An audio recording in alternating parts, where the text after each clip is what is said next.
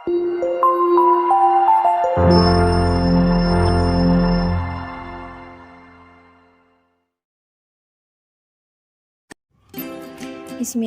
Assalamualaikum warahmatullahi wabarakatuh. Bagaimana kabar kalian hari ini? Semoga sehat semua dan tetap semangat ya.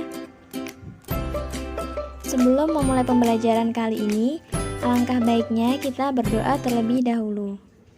Bismillahirrahmanirrahim.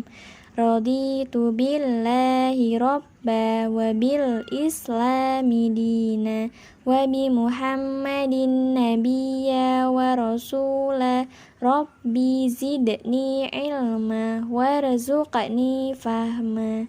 Amin.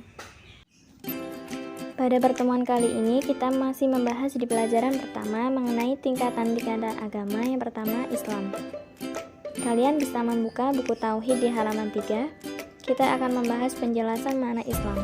Yang pertama, makna menyerahkan diri kepada Allah dengan cara mentauhidkannya adalah mengesahkan Allah dalam peribadahan. Maksudnya adalah mengesahkan Allah dalam segala bentuk peribadatan.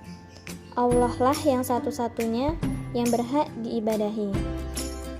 Yang kedua, makna tunduk kepadanya dengan menjalankan ketaatan adalah mengerjakan seluruh apa yang diperintahkan Allah dan meninggalkan seluruh apa yang dilarang Allah. Mengerjakan segala kewajiban atau perintah berarti mengerjakan yang diperintahkan, karena mengimani yang memerintahkan yaitu Allah dan membenarkan janjinya. Sedangkan meninggalkan yang dilarang berarti mengimani yang melarangnya dan takut dari ancamannya. Yang ketiga, makna berlepas diri dari kesyirikan dan pelakunya adalah membenci kesyirikan dan meyakini batilnya kesyirikan, serta tidak mencintai orang-orang musyrik. Seorang muslim wajib berlepas diri dari semua amalan yang tidak diridhoi oleh Allah dan Rasul-Nya, walaupun amalan tersebut tidak sampai kepada kekafiran seperti perbuatan fasik dan maksiat. Selanjutnya kita akan membahas mengenai kisah dari Nabi Ibrahim yang berlepas dari kesyirikan dan dari pelakunya. Dikisahkan bahwa kaum Nabi Ibrahim dan ayah Nabi Ibrahim membuat patung dan menyembah berhala.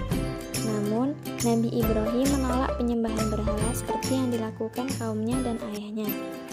Saat kaumnya meninggalkan Nabi Ibrahim untuk pergi ke sebuah perayaan, Nabi Ibrahim diam-diam pergi ke tempat berhala-berhala ditempatkan dan bertanya, "Kamu tidak makan?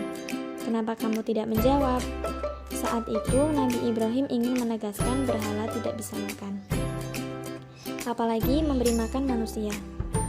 Diam-diam berhala-berhala itu dia hancurkan. Ketika kaumnya datang, Nabi Ibrahim berkata, "Apakah kalian menyembah patung yang kalian buat sendiri? Padahal Allah lah yang menciptakan kalian dan apa yang kalian kerjakan."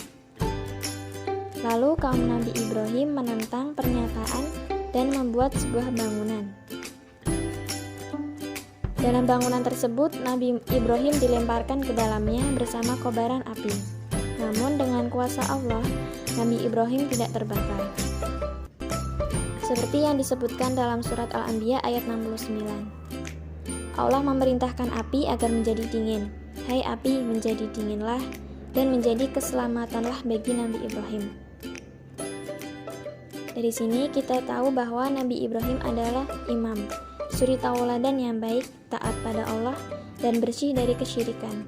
Namun, coba lihat bagaimanakah Nabi Ibrahim yang mulia masih khawatir terjerumus dalam syirik. Lantas, apakah kita yang sebagai manusia biasa pantas merasa aman dari kesyirikan? Ya, semoga kita semua terhindar dari sifat kesyirikan dan tidak terjerumus ke dalamnya. Amin.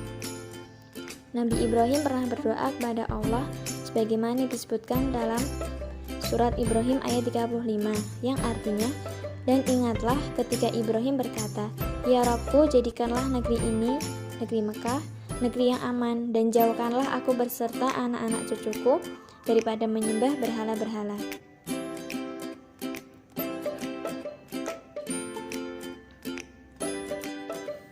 Dari sini kita bisa meneladani dari sikap Nabi Ibrahim seperti yang difirmankan Allah dalam surat Al-Mumtahanah ayat keempat, yang artinya, sungguh telah ada suri tauladan yang baik bagi kalian pada diri Ibrahim dan orang-orang yang bersamanya.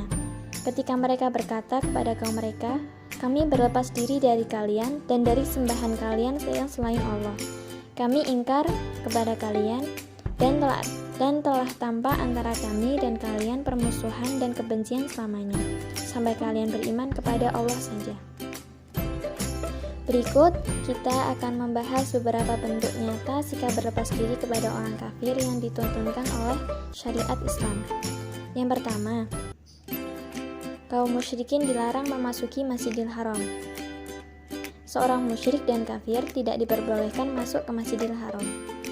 Seperti yang difirmankan Allah dalam surat At-Taubah ayat 28, yang artinya, sesungguhnya orang-orang musyrik itu adalah najis, maka dari itu janganlah mereka masuk ke dalam Masjidil Haram sesudah tahun ini. Yang kedua, kaum muslimin dilarang tinggal di negeri kaum musyrikin.